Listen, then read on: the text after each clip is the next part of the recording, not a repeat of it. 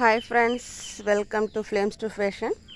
இன்றைக்கி கவிஸ் கார்டனிங்கில் நீங்கள் பார்க்க போகிறது என் வீட்டில் இருக்கிற நித்திய கல்யாணி பூக்களை தான்.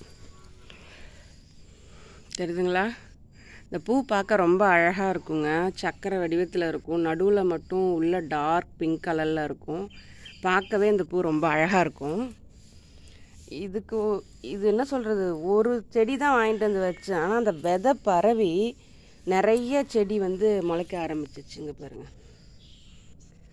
நான் இனிஷியலாக என் தோட்டத்தில் 2-3 செடிங்களை ஒரு சின்ன செடியை தான் வாங்கிட்டு வந்து வச்சேன். ஆனால் அது வந்து நிறைய பரவுது. அதில் இதுவும் ஒன்று. இது வந்து பிங்க் கலர். இதோட யூசஸ்ன்னு பார்த்தீங்க அப்படின்னாக்கா நிறையா இருக்குது. பெரும்பாலும் இதை வந்து சுடுகாட்டு பூ அப்படின்னு சொல்லுவோம். பட் ஆனால் இது உண்மையில் அப்படி கிடையாது.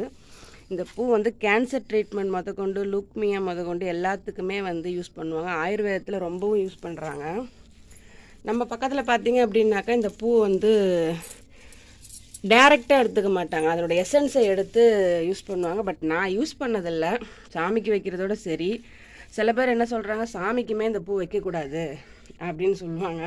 பட் நான் வந்து மாலை கட்டும்போது சாமிக்கு இந்த பூவை சேர்த்து வைப்பேன். இதில் என்கிட்ட பிங்க்கும் இருக்குது, ஒயிட்டும் இருக்குது. பட் ஒயிட் வந்து அந்த அளவுக்கு பரவலை. ஆனால் பிங்க்கு வந்து வச்ச இடம் ஃபுல்லாக பரவிடுச்சு. இதில் பார்த்தீங்களா?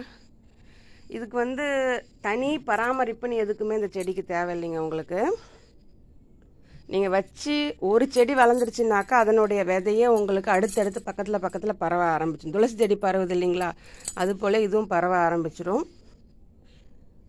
அப்புறம் தண்ணியுமே அதிகமாக விட தேவையில்லை. அதாவது தண்ணி விடணும், பட் ஓவர் வாட்டர் பண்ணக்கூடாது. ஸோ இதுவுமே ஒரு மெடிசினல் பிளான்ட்டு தான். இது நிறைய பிளான்ட் வந்து நம்ம தோட்டத்தில் இருக்கிற பிளான்ட் வந்து மெடிசினல் பிளான்ட்டாக இருக்குது. பட் நமக்கு தான் அதை பற்றின அவேர்னஸோ ஐடியாவோ இல்லாமல் இருக்கிறோம் நாம்.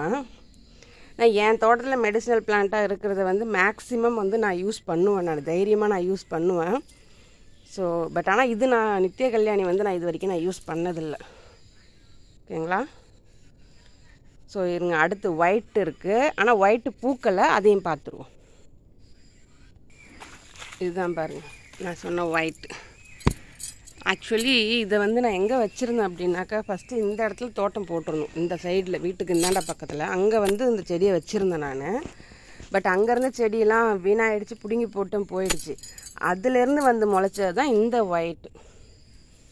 சரி, இது இருக்கட்டுமே, மற்றதெல்லாம் பிடுங்கி போட்டோன்னா இதை பிடுங்கி போட வேணான்னு சொல்லிட்டு அப்படியே விட்டுட்டேன். இதனோட லீஃப் பார்த்தீங்க அப்படின்னாக்கா அந்த பிங்க் லீஃப்லேருந்து இது கொஞ்சம் டிஃப்ரெண்ட்டாக இருக்கும். அந்த ஒரு பிங்க் ஃப்ளவர் பார்த்தீங்க அப்படின்னாக்கா கொஞ்சம் டார்க்காக ஓவல் ஷேப்பில் இருக்கும்.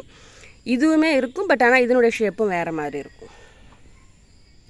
ஸோ நீங்களும் உங்கள் வீட்டில் நித்திய கல்யாணி செடி வளர்க்குறீங்க அப்படின்னாக்கா எனக்கு கமெண்டில் சொல்லுங்கள்.